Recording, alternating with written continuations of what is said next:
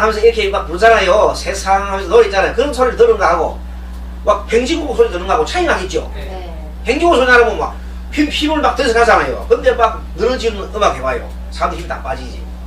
그래서 옛날부터 그런 심리를 이용합니다. 6.25 때 이니전스. 6.25 때도 마찬가지입니다. 6.25 때 정모군들이 여러 수만 명들이 밤에, 그 낮에 안 합니다. 낮에 보면 다 안 보이니까. 밤에는 시력 같은 밤에 아무것도 안 보이잖아요. 그 밤에 막 깽가리 막 치고 막 북치고 막 이래봐요. 안 그래도 많은 사람이 지금 얼마나 많은 사람이 오겠습니까? 그러면 벌써 이거 총동이 있다가 그 소리 들리면 막 소름이 끼치는 거예요. 저지는 상실 아니라 그 도망가 버려요. 싸워보지도 않고. 그래서 그런 집단 군사 심리에도 많이 사용합니다. 이 심리가. 또 자기 마음과 타인 마음을 알 수 있는가. 심리학에서 어떻게 해서 사람의 마음을 이해하고 어느 정도까지 이해할 수 있는가를 경험이나 통계를 통해서 객관적으로 검증합니다. 자, 그래서 먼저 사람의 내적 마음의 움직임을 여러 가지 방법을 통해서 관찰하거나 이렇게 상담을 하거나 이렇게 해서 그 사람의 마음을 갖다 심리를 파는데, 어떤 거 보면 표정이나 말이나 행동, 그죠? 그다음 꿈, 대화 등을 통해서 분석합니다. 꿈을 갖다가 꿈을 가지고 꿈의 분석을 통해서 그 사람의 마음을 이렇게 읽어냅니다. 그 다음 대화를 통해서도 읽어내고 표정이나 말, 행동을 통해서도 읽어냅니다. 즉 사람의 내적인 마음은 잘 알 수 없지만은 외형적인 행동이나 말 등의 반응으로 측정할 수 있는 것입니다. 이 측정 방법에는 테스트, 설문지법, 지능, 성격 이런 것을 체크하기도 합니다. 자, 현대심리학 배웁니다. 자, 심리학의 영역에는 행동과학의 심리학이라는 것은 행동과학의 한 분야입니다. 과학 중에 하나입니다. 행동과학의 하나입니다. 그리고 이 크게 보면 심리학 영역은 1차적으로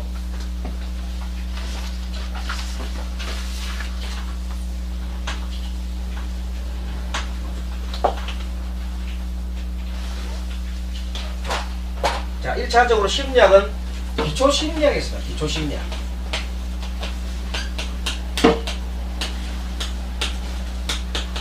이 기초심리학이라는 것은 사람의 감각에 대한, 그 다음에 지각관리, 감각질환, 생리 현상, 사고, 학습심리 이런 것을 주로 실험법으로서 이렇게 다루는데, 이것은 인지심리학이에요. 인지심리학.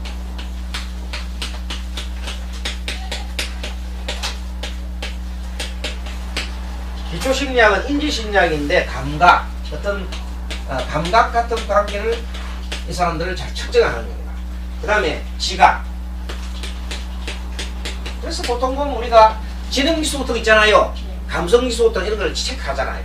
그런 내용들, 그런 걸 연구하는 학문입니다. 사고력 같은 거. 그래서 학습심리를 주로 많이 다룹니다. 이게 이제 가장 기초심리라고 하는 거예요. 그 다음에 이제 발달심리가 있어요. 두 번째 발달심리.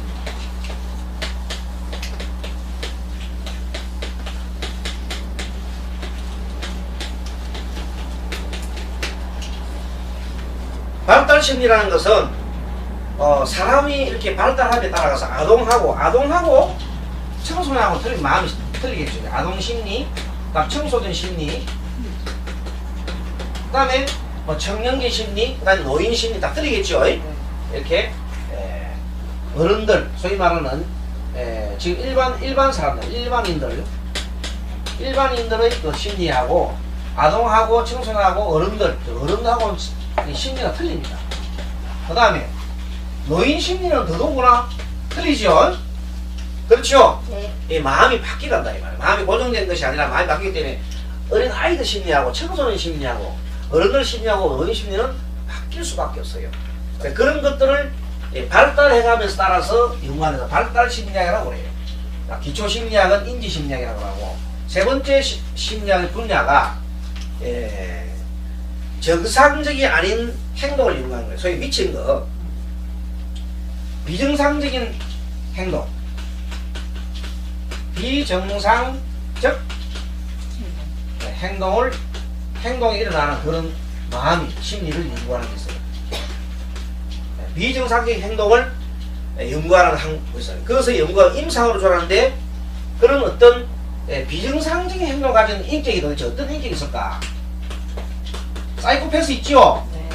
사이코패스 같은 사람은 도대체 어떤 식에서 그것이 유전인자냐 뭐냐 이런 걸 연구를 하는 거예요. 그 다음에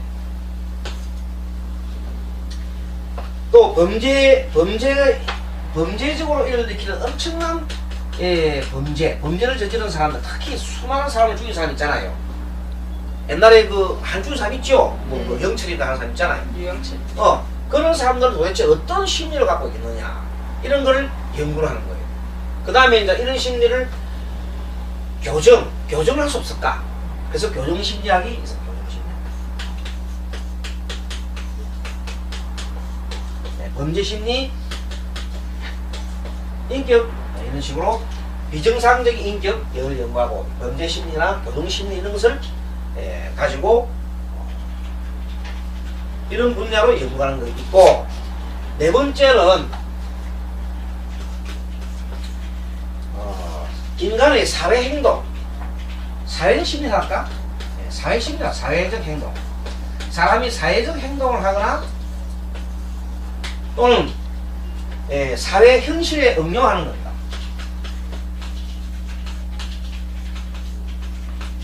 사회 현실에 응용하는 이런 분야가 있습니다. 이 심리 분야가 있습니다. 그래서 이런 심리가 여러 가지 환경 심리라든지 환경 심리가 있어요. 쾌적한 환경을 만들어 놓은 사람 마음이 어떻게 마음이 편하더라. 환경 심리. 요즘 환경 심리 것이 상당히 이렇게 인기가 있죠. 환경 심리. 그 다음에 특수 분야 연구하면 남성 심리겠죠. 그렇죠? 네. 남성 심리, 여성 심리. 분야별로 남성 심리와 여성 심리. 그래서 여러분들 요즘 책에 보면 여자들과 남자들이 차이점이 돼가지고 책이 나오잖아요. 금성인, 화성인 있잖아요. 네. 그런 것들이 남성 심리와 여성 심리를 중심으로 해서 연구된 하나의 내용이다. 그 다음에는 뭐 잘 아는 소비 심리. 왜 소비 심리 연구하면 어떤 경우 어떻게 하면은 사람들이 소비를 잘할까? 그 이제 주로 뭐냐면 마케팅이 있잖아요. 그런 측면에서 소비 심리 연구하는 거야. 어떻게 하면은 사람들이 또 잘 사느냐. 주로 그런 사람을 잘 살게 하기 위한 방법을 연구를 하겠죠. 그리고 그러면 거기에 뭐 숫자가 있습니다. 100원 하는 거하고 99원 하는 거하고 차이 나죠. 이건 틀리잖아요. 근데 사실 이런 아무것도 아니잖아요. 근데 99원, 100원 1990원하고 2000원하고 차이 난다. 네. 그랬을 때 2000원 했을 때하고 1990원 했을 때가 이 차이를 해보니까 매상 차이가 막 그 차이 나는 거예요. 이게. 그 사람이 그 라인 데드라인 있잖아요. 그걸 넘어가는 거하고 안 넘어 차이가 있는 거예요. 그래서 아홉수가 사람이 아홉수 안 넘으려고 막 일을 쓰잖아요. 네. 네. 딱 50 딱 되었을 때 하고 네. 만화하고 차이 1년 차이밖에 안 되거든. 그래도 49세 사람은 나는 아직도 40대라고 생각하는 거야. 그렇죠? 맞습니다. 그렇게 50대고 나면 아이 49세하고 차이가 1년밖에 안 나는데가 아이고 나도 드디어 이제 왕년이다 이런 게. 그런데 6학년 올라가면 더 그렇죠? 더 하다 말이에요. 그래서 5학년, 6학년 여러분 있는데 아무튼 소비심리 그런 것이고 또 그래서 소비심리고 구매심리에서 구매심리 사고 싶어라는 있잖아요. 소비심리 사람이 소비를 하는 심리하고 구매심리하고 또 틀리가 있습니다. 구매심리 등 이런 행동심리가 있습니다. 행동심리. 그래서 이런 행동심리를 연구하는 분야도 있습니다. 그 다음에는 또 여러가지 이런 심리를 방법적으로 연구하는 것, 원리적으로 연구하는, 학문적으로 연구하고 역사적으로 연구하는 그런 것들이 있습니다. 그 한 분야가 예를 들어서 역사적으로 심리학을 역사적으로 이렇게 공부를 해나가고 심리 원리를 갖다가 규명하는 그런 부분이 있겠습니다. 어쨌든 우리 불교 심리는 원리를 가지고 주로 이렇게 파고 들어가는 게 많습니다. 불교 심리학과 차이점 얘기했잖아요. 불교 심리는 똑같은 마음의 상태, 이 심리학이라는 것은 마음의 도리를 연구하는 학문이라고 해서 마음의 도리를 연구하는 학문인데, 이 불교 심리학 측면에서는 보면은 사람 마음이 일어나는 과정을 설명했죠. 단계별로. 그것은 뭐냐면 역사, 이 원리를 얘기한 거예요. 원리. 불교는 어떻게 합니까? 참 원리적으로 설명하지요. 자, 첫째, 육근과 육경이 부딪히면 육식이 일어나잖아요. 그 과정을 또 설명했잖아요. 수상행식으로. 아주 과학적이에요. 그러면서 일어나는데 그 밑바탕에는 칠식이 자리 잡고 있다 이 보는 거예요. 육식이 일어나지만 칠식이 항상 나라고 하는 그 집착을 마음이 있고, 또 팔식은 그 밑에 생명의 본능이 있다고 보는 거예요.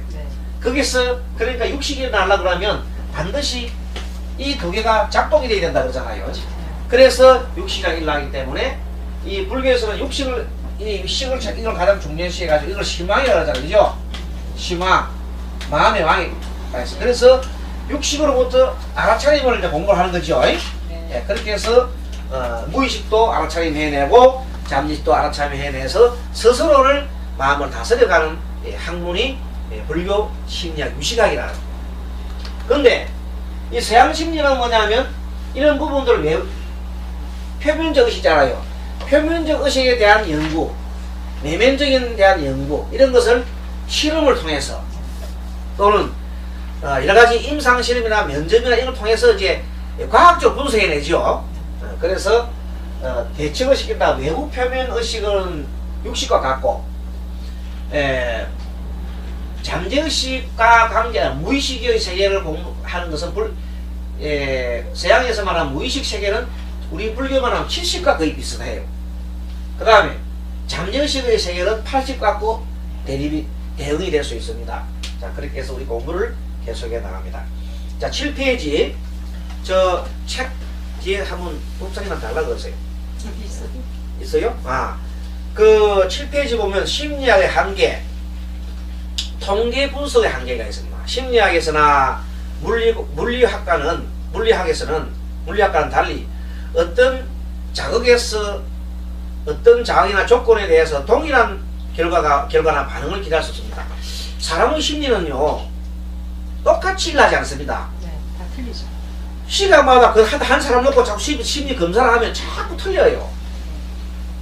조금만 분위기가 바꿔도 사람 마음이 막 틀리거든요. 그래서 물리학처럼 그렇게 완전 통계 분석의 한계가 있는 겁니다. 느낌이나 반응이 다르기 때문에. 자, 그래도 연구의 현장과 일상의 현장사이에서 생기는 차이도 있습니다. 연구소에서 연구할 때, 실험실에서 연구하는 거하고 실제 사회 이 시장 바닥에서 사람들 마음을 하는 거하고 차이가 나는 겁니다. 그런 차이가 있더라. 이런 서양 심리학의 한계를 극복하기 위해서 불교 심리학은 그 효용 가치가 매우 크다 하겠습니다. 왜냐하면 불교 심리학은 번뇌를 중심으로 해서 모든 사람들이 적용할 수 있는 진리지요. 자, 우리 불교는 모든 사람한테 적용할 수 있는 진리지 않습니까? 그러니까 이 사람한테 적용되고 그 사람 적용 안 되는 게 아니라 다 적용되는 겁니다. 그러니까 그런 측면에서 포괄적인 이런 심리학도 필요하다는 거죠. 불교 심리학이 그런 모든 인간한테 적용될 수 있는 그런 대단한 부분이기 때문에 불교 심리학도 효용성이 큽니다. 자, 다시 말하면은 고의 원인이 번뇌이며 이 번뇌에서 벗어나면 건강한 삶이며 이 벗어나는 길을 개인별로 다시 제시해 줄 수 있기 때문이다. 알겠습니까? 자, 큰 틀을 갖다 해보세요. 우리 인간이 번뇌를 일으키는 심이 있잖아요. 번뇌를 일으키는 심리는 집착 때문에 일어납니다. 누구나 집착이나 번뇌에 대해서 일어나는데, 그러나 그 벗어나는 거 있잖아요. 벗어나는 방법이 있잖아요. 방법은 사람마다 다 다를 수가 있어요. 그렇죠? 그런 것을 제공해 줄 수 있는, 개인별로 제시해 줄 수 있는 것이 불교 심리학에서 참 재밌는 부분입니다. 그렇게 거기에 따라서, 자, 보십시오. 욕망이 많은 사람한테는 욕망. 보통 사람만큼 음탕한 그 용심이 많은 사람한테는 어떤 해주냐면 말하자면 부정관, 사람 죽고 나면 이게 막 온 정신에 이게 다 썩어서 무너지는 그런 어떤 부정 있잖아요. 더러운 거, 그런 걸 갖다가 의식 명상을 통해서 볼 수 있고, 또 막 사람 잔인한 사람 있잖아요. 잔인한 사람 파리쳐 죽여 이런 잔인한 사람 하기 때는 자비로 있잖아요. 그런 명상을 부처님의 그 자비로운 명상 그런 걸 또 이렇게 해줌으로써 바뀔 수 있겠죠. 네. 그래 그런 것들이 사람을 치유하는 과정이 있잖아요. 네. 치유하거나 이런 할 때에는 불교 심리가 참 유용합니다. 네. 그래서 서양 심리에서는 도저히 따라갈 수 없을 만큼 좋은 것이기 때문에 이 불교 심리와 서양 심리를 잘 서로가 결합해서 사용하면 좋겠습니다. 자, 그리고 이 불교 심리와 연계한 개원형의 심리학 있죠? 네. 이거는 뭔가 하면 사람에 따라서 성격이 다 다르지 않습니까? 그래서 그 다른 심리 이런 것도 개운 심상 심리로 그 효능이 크다 할 수 있겠다. 그래서 사람들한테 어제도 그분이 오셨어요. 어제 예식 오셨어요. 오셨는데 예.